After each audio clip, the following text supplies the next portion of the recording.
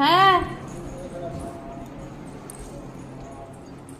এটা পিস হিসাবে দিলাম 50 টাকা 13টা করে দিলাম আর 100 টাকা নিলাম 28টা দিলাম 50টা 50 টাকার 13 পিস আর 100 টাকার 28টা পিস বড় বড় পিস আর এমনি পিস 5 টাকা করে আছে ওটা দিও না ফ্রেশ গুলো আছে 13 খানা 50 আর এর মধ্যে রসুন পেঁয়াজ নেই তো? না না না না নিরামিষ এরকম টেনশন করো না সাদা তিল দেওয়া আছে সাদা তিল আছে তলে যেটা আছে সাদা তিল? হ্যাঁ ওই যে দেখা যাচ্ছে খেতে ভালো না হলে একটু খেয়ে দেখে না খাবো না পুরো মচমচা খাস্তা আছে। আচ্ছা রোজ আসো? না সপ্তাহের মধ্যে আসে। ঠিক করে দামটা বলো, 50 টাকা করে দেবে। 13টা দিলাম দিদি, যেটা দিলাম 15টা দাও। এই একটা বেশি দিদি পাবে আপনার 13টা নিয়ে চলে 13টা দিচ্ছি। আমাকে দিলে একবার আমি বারবার নেব, 15টা দাও।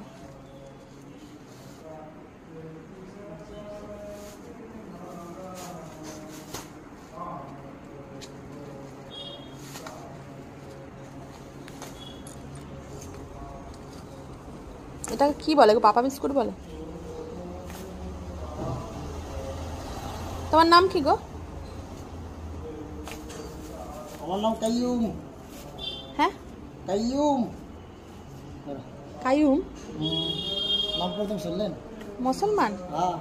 তুই মুসলমান? যতগুলো আছে ফেরিওয়ালা সব আমাদেরই ওইদিকেই, সব মালদা চর্চা থাকে।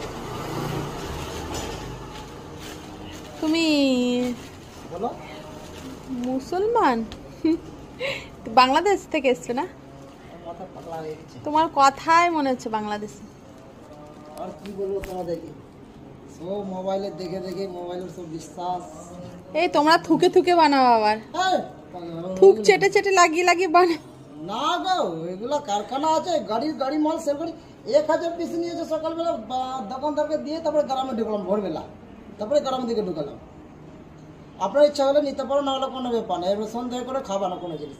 এবার প্রায় আমি সব তোমরা থুকে থুকে বানাও, কি কি দিয়ে বানাও, পায়ে মাখো। হিন্দুদের তোমরা কাফির ভাবো, আর ভেবে ভেবে তোমরা কি ভাবে।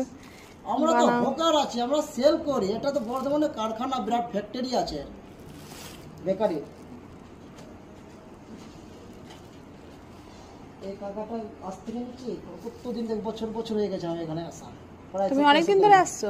অনেকদিন ধরে। না হলে কাকা জিজ্ঞাসা করে ওই দোকানদার কতদিন থেকে আসছি আমি। দাদা আমার বরকে জিজ্ঞেস করি।